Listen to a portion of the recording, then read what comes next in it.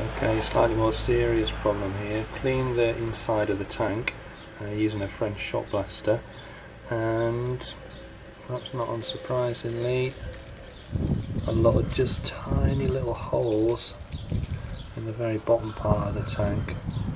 But that's going to be obviously a leak. This could be a showstopper.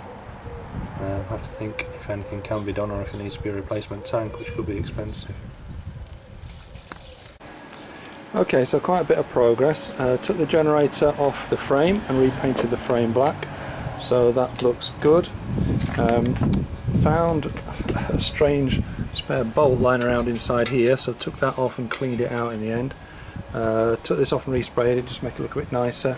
Cleaned everything up. The new air filters arrived, so that's in there. The new cables arrived for the starter, so that's put that in and tightened that. Got that about the right tension on the spring, so that's all looking good. Still got to put the tank back on, leaving it off for the time being. I can't put this back on until I get the tank back on.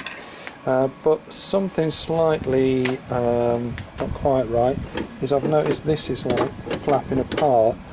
There's a bolt hole there, and that's I think where the bolt goes that I found lying about, but there's nothing on the other side to bolt into.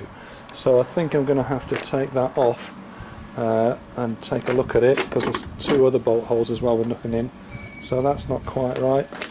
I think I've decided that this was a breather hose, so I've just replaced it because there's a sort of suitable port on there, so I think it's just a breather for the crankcase going to the thingy, but I will check that by looking at some pictures on Google first. So we're getting there. Next is to have a look in this electrical box, see what we find.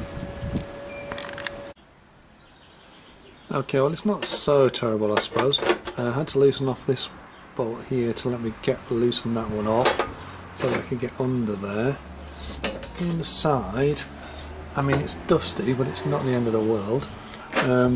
Turns out there is a nut there for that one to screw into, but no bolt for that one. This one's broken, that one's there just loose. On that side, yeah, there is a nut there, just it's massively loose. Looking down to the front, you probably can't see down there, one tag's broken, but there is one on the other side, just again very loose. I could maybe steal the bolt out of that broken tag and use it somewhere else.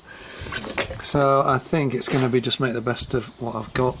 Looking at this, I think probably that grommet there is supposed to be in that hole there, maybe to try and keep some of this dust out, so that might help a bit. So I'll try and do that too. To be honest, the rest of the electrics look okay, and I'm not really much of an electrician, so I'm going to do those little mechanical things, put it back together and then give it a test. Okay, well I've replaced the engine oil. It was about 1.1 litres of oil. Those little containers I had to take it out were a bit small really, but never mind.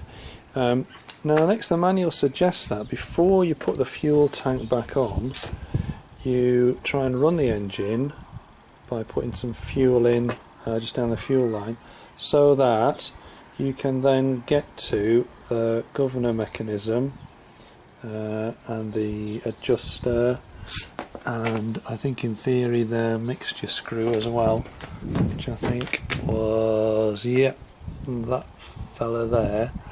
Without the tank being in the way, you can get to the little stop there too. So I'm going to try that. I've set up a little funnel here. I'm going to try introducing some fuel that way and then see if it will start. Okay, well I'm not really massively confident about this fella kicking off after 5 years, but that's the fuel on. The choke that way, which I think is on. The electrical switch on. So now let's crank it, see if anything happens.